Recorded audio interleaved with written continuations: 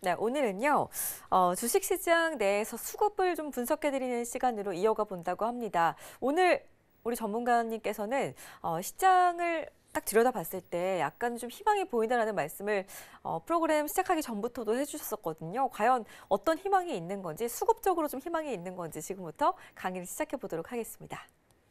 네, 우리가 이제 이 시간에 계속해서 어떤 주식을 살 것인가라는 부분을 말씀드렸고, 싼 주식을 사서 비싸게 팔기 위한 기본적으로 우리가 알아야 될 것에 대해서 말씀을 좀 드리고 있습니다. 지난 시간까지 이제 기본적 분석, 우리가 꼭 알아야 될 부분에 대해서 말씀드렸고요.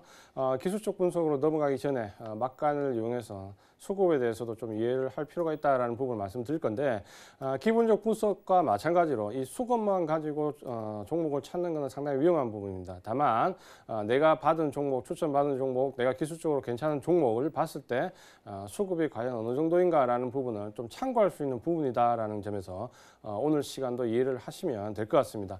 시장의 주체는 보시는 것처럼 세 주체로 보시면 됩니다. 외국인과 개인, 기관으로 좀 보시면 되고, 전체적으로 비중은 개인이 가장 높지만 가장 강한 영향력을 끼치는 것은 시장 역시 외국인이다 라고 좀 보셔야 되겠고요. 개인은 비중은 크지만 모래알이기 때문에 어떤 시장에 움직일 만한 힘은 없다. 이 각 주체별의 좀 특징이 있습니다. 이 특징은 우리가 어느 정도 알고 나면 주식을 이해하는 데 좀 더 도움이 된다라고 보시면 되겠습니다. 첫 번째 이제 외국인인데, 외국인은 항상 이제 우리 시장에서 뭐냐면 가장 큰 대세 상승의 저점과 대세 하락의 고점을 만드는 역할을 합니다. 그래서 시장의 고점과 저점을 누가 만드느냐? 대부분 외국인이 만들게 됩니다. 그렇기 때문에 우리가 시장이 하락하거나 상승했을 때 일단은 크게 외국인의 수급을 좀 보시면은 이 상승과 하락이 어느 정도 이어질지를 좀 어느 정도 가늠할 수가 있습니다. 그 부분은 외국인은 항상 이 주식과 함께 파생 쪽, 선물 옵션 쪽에서 물량을 같이 연계해 들어오기 때문에 그 부분을 좀 우리가 이해하면 고점과 저점을 좀 이해할 수 있죠. 특히 외국인은 한 번 사면 계속해서 무섭게 사고, 한 번 팔면 계속해서 무섭게 파는 연속성이 좀 있습니다. 그렇기 때문에 우리가 시장에서 내가 관련된 종목을 봤을 때 외국인이 매수하고 있을 때 좀 더 우리가 그 연속성을 인정해 줄 수가 있는 거죠. 특히 코스피 200 같은 대형주 이내에서는 외국인의 이 매수의 연속성이 상당히 중요한 부분이 있죠. 그런 점에서 외국인은 대형주, 중대형주에서 상당히 신뢰할 만한 매수 주체가 된다라고 우리가 기본적으로 이해를 할 수가 있습니다. 그 다음 보시는 주체는 이제 우리가 좀 생각이 될 부분이 있는데, 그 다음 주체는 이제 우리가 기간에 대해서 좀 말씀 보려고 합니다. 기간 같은 경우는 사실 좀 보시면은 전체적으로 그 구분을 좀 구분을 할 필요가 있습니다. 우리가 가장 큰 주체로 좀 보면은 연기금과 투신, 금융투자 이 정도는 좀 알고 있어야 되는데요. 이전에 우리가 대세 상승 구간을 한번 이전 상승에서 겪었을 때 가장 큰 매수 주체가 바로 투신이었습니다. 근데 이제 투신이 지금 이제 펀드 환매 물량에 시달리면서부터 어느 정도 이제 상승의 주체에서 좀 꺾였고요. 지금은 이제 연기금이 좀 그 자리를 대체하는 모습을 좀 보여주고 있습니다. 이번 8월달 반등에서 가장 큰 주체가 바로 이 연기금이었고요. 연기금은 최근에 시장을 좀 방어하는 역할을 많이 하고 있습니다. 그게 이제 경제적 논리든 정치적 논리든 어쨌든 연기금은 시장을 방어하는 물량을 상당히 많이 내고 있기 때문에 바닥에서 연기금이 어느 정도 매수를 하는가라는 강도를 좀 보시면 되는데, 그게 상당히 연기금과 연관이 있습니다. 보시면은 최근에 우리가 1890선 정도까지 8월달 바닥을 만들고 이번에 2150선 위까지 반등을 줄 때 그 바닥부터 2100선까지 가장 큰 주체가 연기금이었습니다. 근데 연기금은 어떤 일정한 룰이 있죠. 어떤 구간에서는 사고 어떤 구간에서는 사지 않는다라는 룰이 있기 때문에 2100선 이상에서 연기금은 크게 매수에 들어오지 않습니다. 그러다 보니까 우리 시장의 매수 주체가 부재한 움직임을 좀 보였죠. 그러면서 시장이 흔들리기 시작한 겁니다. 그 다음에 이제 투신은 상승장을 이끌 수도 있고 하락장을 가중시킬 수도 있는데, 문제는 이제 투신은 지금 힘이 많이 빠졌죠.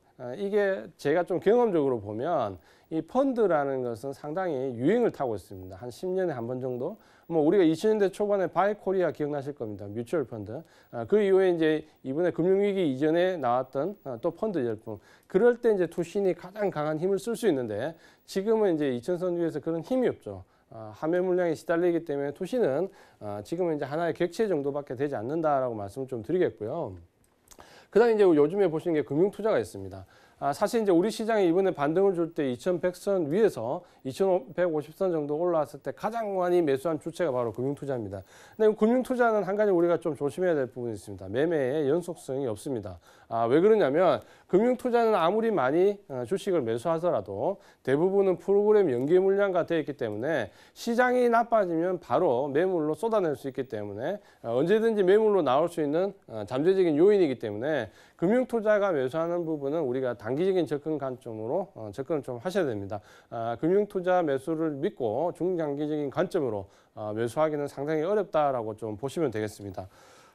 그런 점에서 이제 수급 분석은 이제 우리가 HTS를 통해서 손쉽게 하면 되는 거죠. 전체 물량은 항상 HTS에 다 들어와 있습니다. 지금 보시는 그림이 삼성전자의 수급을 좀 나타내는 건데요. 보시면 개인과 외국인 그리고 전체적으로 보시면 특히 이제 기관 쪽에서 보시면은 금융투자, 투신 그리고 연기금까지 자세하게 다 분석이 되어 있습니다. 우리는 이제 이걸 딱 보고 매수 주체가 누군가라는 부분을 이해를 하면 되겠죠. 근데 항상 이제 지표는 어떻게 본다? 단발성으로 보는 것은 큰 의미가 없다. 연속적인 부분을 좀 보셔야 된다라고 좀 말씀을 드리겠고요. 그런 점에서 지금 보셔야 될 부분은 우리가 연속성을 좀 가지고 보자라는 부분 이해를 좀 하셔야 됩니다. 그래서 볼 수 있는 부분이 뭡니까? 바로 이제 기간별로 좀 봐야 된다는 거죠. 지금 보시는 경우는 최근 1개월간 수급의 주체를 좀 분석한 겁니다. 개인이 보시면 삼성전자 한 800만 주 매수를 했죠. 이렇게 되면 최근 1개월간 삼성전자는 상당히 고전을 면치 못한다라는 부분을 볼 수 있는 거죠. 외국인이 3,100만 주 정도 매도를 했고 기관이 2,200만 주 정도 매수를 했는데 안타까운 부분은 매수의 주체가 바로 금융투자라는 거죠.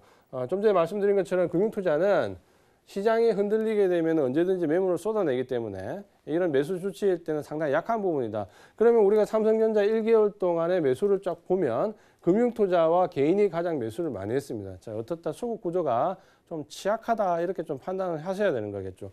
연기금은 상당히 매수 물량이 줄어들었다. 그런 점에서 이번 조정을 좀 보시면은 전체적으로 매물의 절반 이상이 IT 업종에 집중됐고 IT 업종의 70% 이상이 삼성전자에 집중된 매도였습니다. 그러면 우리가 이제 삼성전자 정도는 수급 구조를 좀 봐야 전체적으로 시장의 흐름을 좀 볼 수 있다라고 말씀을 좀 드리겠습니다. 자, 이제 이렇게 보는 부분은 이제 일반적으로 우리가 수급을 좀 분석하는 부분인데 여기서 이제 우리가 조금 더 활용해야 되는 부분이 반드시 있죠. 그 부분을 이제 좀 말씀드리려고 하는데 이 수급 분석을 하실 때 우리가 어떤 부분을 좀 볼 수 있냐면 차트와 좀 연계해서 볼 수 있는 부분이 있습니다. 자, 뭐냐면 삼성전자 차트입니다. 일봉상의 차트인데 지금 보시면은 바닥을 8월 6일 날 거래량들이 상당히 많이 나오면서 바닥을 형성했고요. 이번 상승에서 고점을 형성한 구간이 11월 18일입니다. 그러면 8월 6일에서 11월 18일까지 상승이 나왔다라고 좀 보시면 되겠고요. 이때 이제 우리가 수급을 분석했을 때 어떤 방향으로 하냐면 바로 이걸 활용해서 이렇게 보는 거죠. 기간을 우리가 딱 사용자 지정으로 놓고 좀 전에 차트의 저점에서 차트의 고점까지 수급을 한번 분석해 보는 겁니다. 그럼 8월 6일부터 11월 18일까지 삼성전자의 수급을 딱 치면 이렇게 결과가 나오는 거죠. 보시면은 이번 상승했을 때 주체가 전체적으로 개인은 전체 상승하는 구간에서 3,700만 주 정도 매도를 했고요. 외국인은 330만 주. 전체적으로 보시면 매도의 주체는 개인이었죠. 기관이 한 4천만 주 정도 매수를 했는데 금융투자가 한 1,300만 주 정도 매수를 했고요. 가장 큰 연기금이 바로 한 3,200만 주 정도 매수하면서 매수의 주체가 바로 연기금이었다라고 좀 보시면 됩니다. 자, 그렇게 보신다면 지금 이번에 하락하는 구간에서의 매도가 그렇게 이 구간 자체로는 두렵지 않겠다라는 생각을 좀 가지셔도 됩니다. 왜냐하면 만약에 상승의 주체가 기관이나 외국인이었는데 그 외국인이 다시 차익 매물을 쏟아낸다면 상당히 좀 우려스러운 부분이 될 수 있지만 지금 보시면은 외국인은 매수한 물량이 없는 상태에서 연말에 다가온 차익 매물이다라고 좀 보신다면 전체적으로 수급이 그렇게 우려할 만한 부분은 아니다라는 결론을 좀 얻을 수가 있습니다. 자, 이렇게 수급만 가지고 종목 자체의 어떤 성격을 좀 규정하거나 수급으로만 매도 진입을 하겠다라는 생각을 가지면 상당히 어렵지만 전체적으로 주가의 흐름을 좀 분석하는 데는 상당히 유용한 부분이 있습니다. 오늘 말씀드린 대로 특히 기관과 외국인의 수급에서 기관, 연기금과 금융투자 정도, 투신 정도의 흐름을 좀 보신다면 수급을 충분히 활용하실 수 있다. 그리고 특히 중대형주에서 외국인의 수급을 좀 보자 말씀드렸고요. 마지막으로 이제 한 가지 좀 강조를 드리겠습니다. 뭐냐면 이 수급이 절대 통하지 않는 주식이 있습니다. 어떤 주식이겠습니까? 이거 맞추시면 중수 이상입니다. 바로 급등주입니다. 급등주는 수급과 전혀 무관하다. 오히려 급등주에서 수급을 가지고 분석하는 것은 상당히 어려움을 난해할 수 있다. 가장 좋은 예가 뭐냐면 급등주가 크게 급등을 하고 난 이후에 차익 실현물이 나올 때 크게 꺾일 때 보면 어떤 현상이 많이 나오냐면 외국인들이 매수하는 부분이 많이 들어옵니다. 그래서 개인들은 착각을 하게 되는 거죠. 외국인들은 계속 사고 있으니까 이거 눌림목이 아닐까라는 부분을 보시면 어김없이 이제 급락을 하게 되죠. 그런 부분에서 급등주는 절대 수급을 참고해서는 안 된다. 수급은 중대형주 이상에서 수급을 참고하면 되겠다라고 말씀을 드리겠습니다. 자, 오늘은 기본적 분석에 이어서 수급을 보는 법 간단하게 말씀드렸지만 충분히 유용하게 쓸 수 있는 팁이다라고 말씀을 드리겠습니다.